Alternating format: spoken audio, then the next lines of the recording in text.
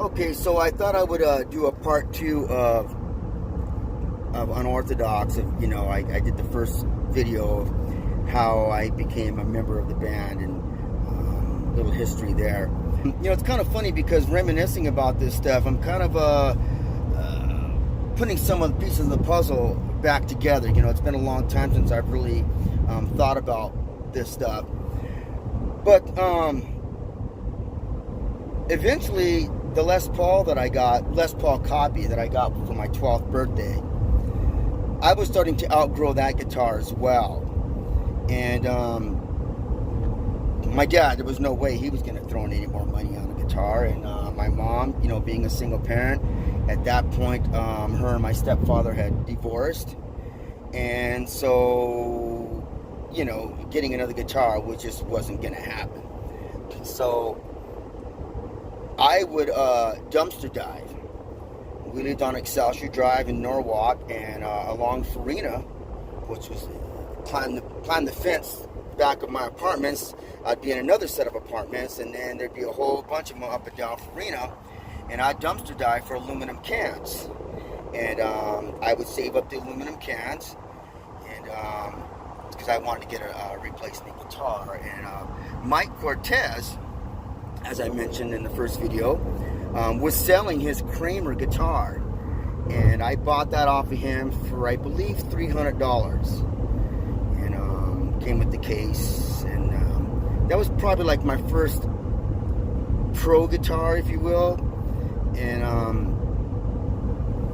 yeah, so like I said, I had the determination when I was young. There was nothing that was going to keep me from being a guitar player, and knowing that our situation with finances and whatnot, and that's why a lot of times when I hear about people talk about go green and save this and save that and recycle, I kind of just whatever. And it's not because I say, fuck the environment or fuck the world, but man, when I was a kid, we recycled as a means of survival, and not because we were trying to be politically fucking correct. So, I have an issue with that. I just, you get these fucking rich motherfuckers that want to go work one day and feed the homeless and act like they did something good for their community or whatever, and I guess they are, but they televise it like, look at me, look at this great thing that I'm doing for these poor people. Well, whatever. So I don't really give a fuck about recycling. Just how it is. Because I don't need to live that way anymore. I lived that way before. And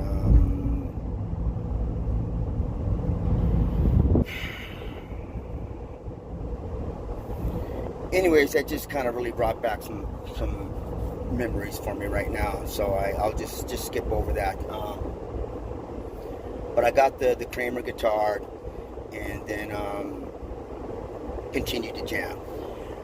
So we have Rich Dirks in the band at this time, and then eventually Rich Sanchez left the band, and we got this bass player from Hollywood named Fred Bound, B-O-W-N, Bound. Big old, tall, corn-fed white boy from the Midwest, came out to LA to, be famous. Man, he had one of the best bass sounds I ever remember. He had a Gallion Kruger and a Marshall guitar amp pad, and he played through both of those and would pump them through a separate cabinet. And it was pretty awesome. So I remember back in those times, I saw a lot.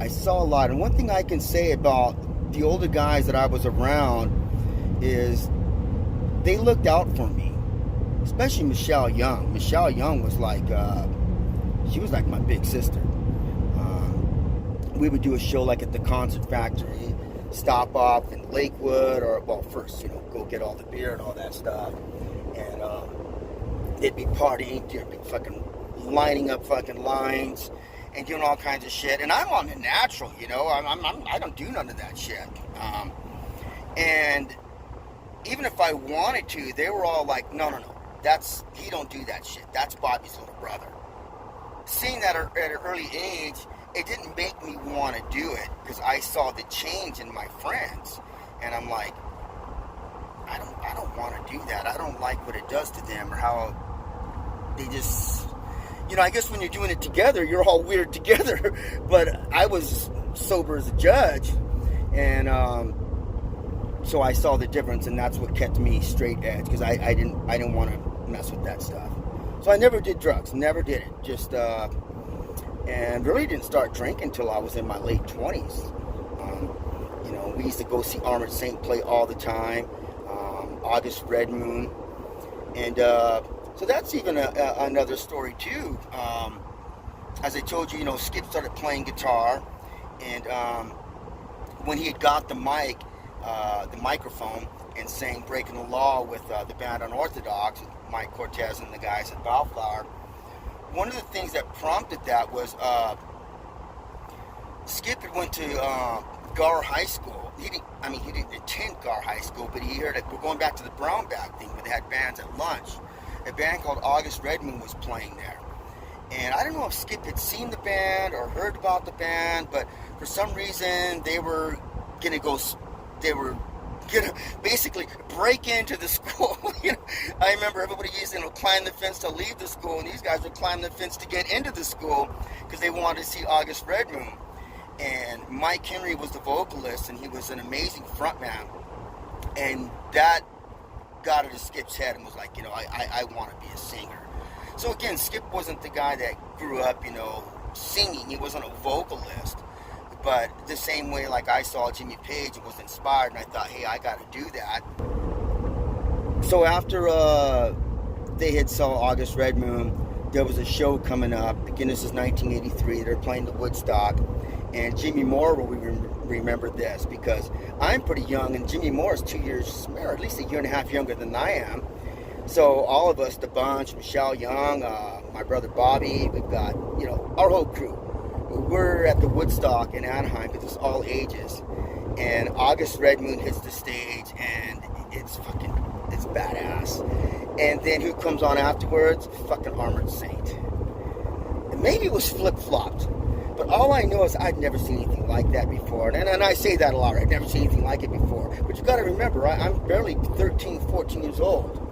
We had Jimmy Moore on bass. He's even played drums, and he's done probably backup vocals for every demo we've ever done.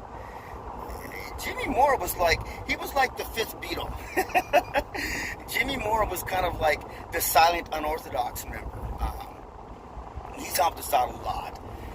And he recorded the 2010 demo that we did, and he played drums on it. But as Unorthodox was making their way through high school and out of high school, late 80s, early 90s, there was another band called Ariok. And my friend Wade Thompson played guitar for them. And a lot of our local friends, Steve Grimmett was on bass. Andy De Leon was the drummer. Andy had lived in Tehachapi, and he just moved back to Norwalk, or just moved to Norwalk, and hadn't been going to Norwalk High very long. And the guy dressed like a total new waver, so I had no reason to talk to him. He had short hair, why would I talk to him? But I remember he'd be walking around with his drumsticks, and I'd hear him humming LA Rocks by Y&T. And I remember going to see Ariok play, and I saw the energy that Andy had on the drums. And I remember going to a couple of their practices, and I just kept thinking, wow, that kid's got so much energy. And I say kid, and he's only a year younger than me, but, we're the experienced band, So, and I told Skip, I said, man, that drummer for Ariok, I said, give him another year or two, and I can see him playing drums for us. So, well, let's get him now. I said, well, no, that wouldn't be right. He's with Ariok, and he still needs to work a little bit more. I mean, get his stamina up on his feet and whatnot. And then before you know it, something had leaked that we were interested in him, and he started calling us and started coming around us, and So I had said, okay, here's what we're going to do. Let's just set up a rehearsal. Let's just set up a jam. And you can come down and we'll just take it slow, see what happens. So Andy comes down and brings his drums. And we have a jam, and it's cool. It's a pretty good jam. But he's still in Ariok, and we're not trying to tell Andy, you know, we're kind of in our minds thinking like, yeah, this guy's really good, you know, we'd really like to have him in the band.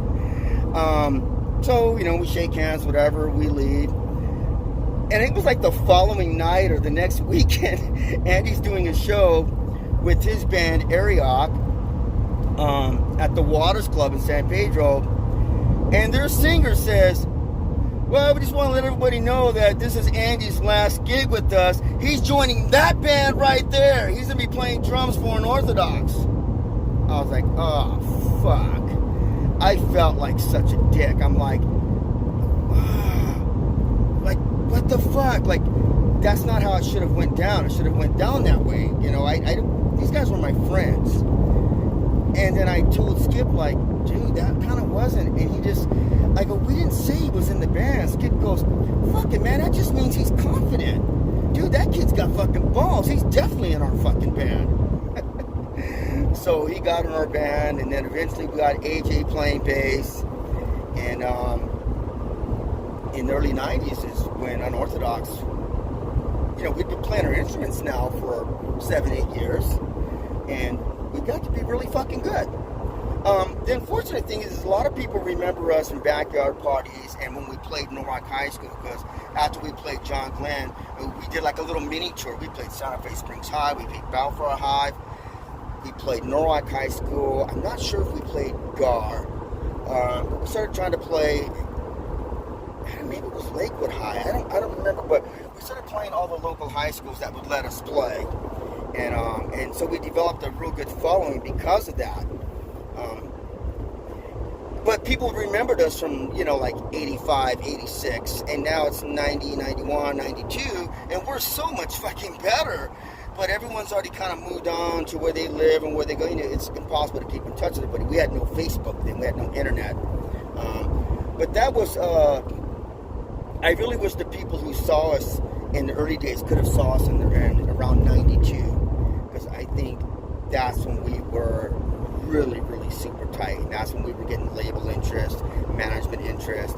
And that's when I really, really thought something big was going to happen with the band. And then heavy metal dried up, grunge came in, KNC went off the air, Headbangers Ball went away, and we were stuck just going, okay. Well, that and drugs, not for myself, but certain members of the band got really whacked out on dope. And so no metal, lots of drugs, no band. And that was how Unorthodox ended. We later got back together to do a reunion show in 2007. We put out an album in 2010. And then the shows got further and further apart, and then finally just said, it's done. It ran its course. So I'm very, very proud to have been a part of it, and of all the members that have came and went in the band. But I'm most proud of our 92 era, because we worked so hard and we wanted it so bad and we were putting so much into it. It was really our second job, and we were so hungry for it at that point, because like I said, we had honed our craft and we knew what we were doing. So that's that.